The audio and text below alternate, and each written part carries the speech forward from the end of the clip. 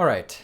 I am very bullish on Bitcoin increasing in value and Bitcoin gaining adoption by people over time. And in this video, I want to reason with you as to why I think that will happen. So stick around for the whole video. And let me preface this right now. So first of all, a lot of people say that what's happening right now in traditional markets, a lot of people say that it's a lot like what happened in the financial crisis of 2008. A lot of people say that. I don't think so, right? There are differences. So banks today, they're not as leveraged as they were in 2008. We don't have the same real estate fraud that we had in 2008. Now, some of the proposed solutions are the same as 2008, sure. But other than that, it is different. I would say that the crisis today is a lot closer to 2002. This is the post 9/11 recession. Post 9/11, I want you to think back. The markets were down. Everybody was afraid. Nobody wanted to travel. Cruise lines, airlines, hotels. There was a lot of talk of those things going to zero because nobody was ever going to travel again. Everybody was just going to stay home, stay hunkered down, because going out in public means that terrorists might get you. So people were fearful. So what happened next? The Patriot Act got passed.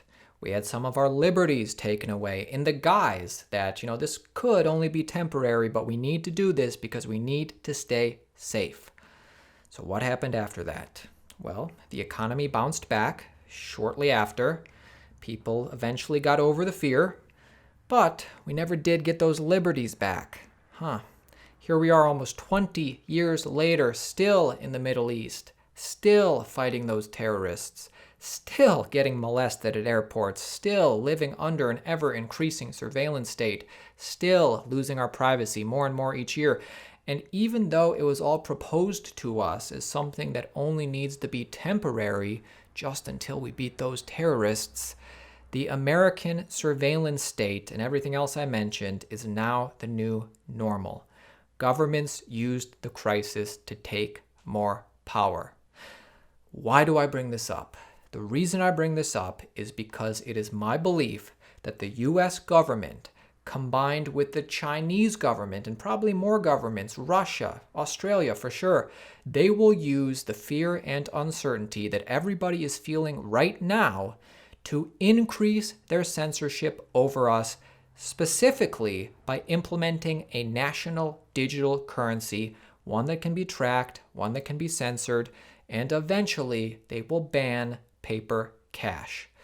That is the control that they will seize in this national crisis, in my opinion. And because of this, more and more people over time, and this isn't going to happen all at once, this is something that happens in waves, but more and more people over time will opt out of FedCoin. They're going to opt out of China token, and they will opt in to Bitcoin because Bitcoin is decentralized, permissionless, censorship-resistant, undebasable money. Okay, so that's my thesis. My thesis is that governments will use the pandemic to implement a tokenized dollar, one that can be censored, one that can be tracked, and because of this, people will opt in to store their wealth in Bitcoin. Let's unpack this. So first of all, we know, as in we have plenty of evidence, we know that both the US and China are in the early to mid stages of creating their own digital currency to replace the paper dollar. Let's start with China. In China, first of all, everybody already pays for everything digitally in China. They use WeChat, they use their cell phones. It's commonplace to use your cell phone to pay for goods and services in China. But beyond that, and we know this because China has said this, China is in the process of creating their own tokenized currency that they sell to us. They sell this idea to the people and us by saying that China wants to stay tech innovators. But in reality, and I think it is very logical to assume that China is really doing this to further their control and censorship. I think we can all agree on that. So how about America? Well, America, they're a little less shameless about censorship. They like to wrap up their censorship in the guise of protection and safety. So in America, there is also evidence that we're creating our own digital currency. First of all, just recently, within the original stimulus bill, there is language referring to a digital dollar. They originally talked about how a digital dollar would be a good way to distribute the stimulus. More than that, and I think this really is the canary in the coal mine, Brian Brooks, who was the chief legal officer at Coinbase for years. He's one of the guys who spearheaded Coinbase creating their own USDC stablecoin. He was there creating Coinbase's stablecoin. So he has just left Coinbase, and now he works with Steve Mnuchin to take a senior role as the U.S. bank regulator.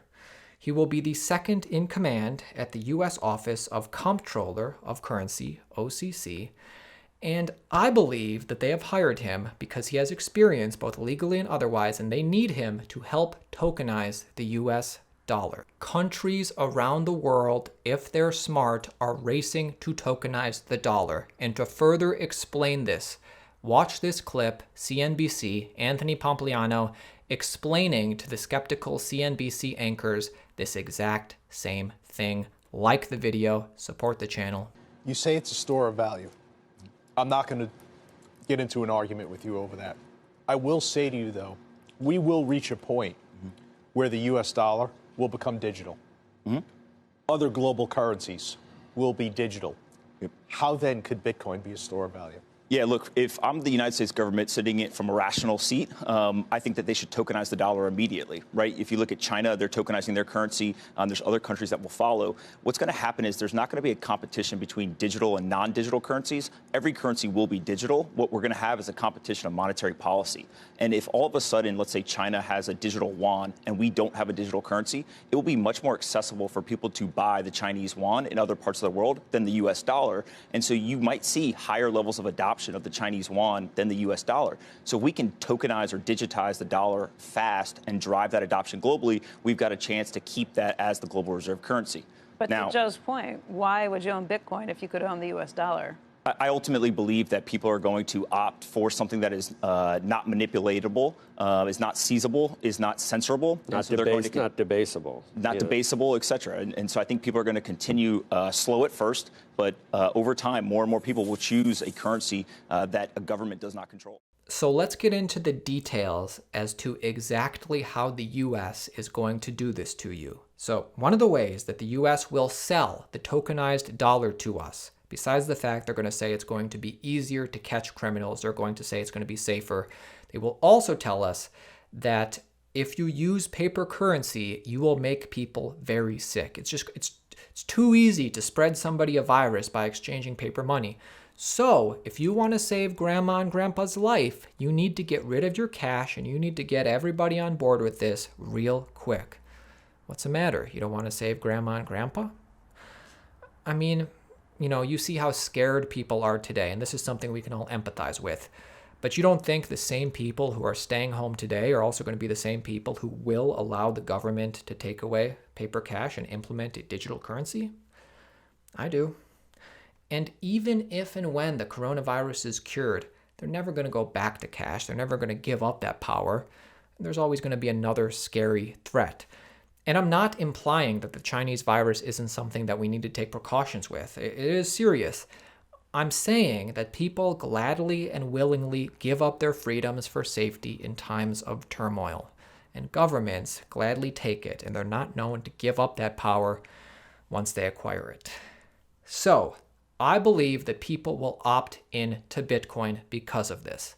Not all at once, and not with all their wealth at once, but given time, as trust and awareness for Bitcoin increases, I think that people will gladly opt into it rather than be controlled and censored. And more than that, once people realize that Bitcoin cannot be debased, that's going to be a whole nother reason why people choose to opt in, because US dollars are getting debased more than ever, and it's going to be real easy to do that with a tokenized dollar.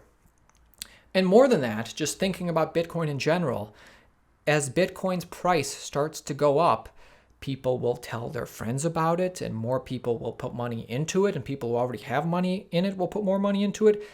Bitcoin is this endless positive feedback loop.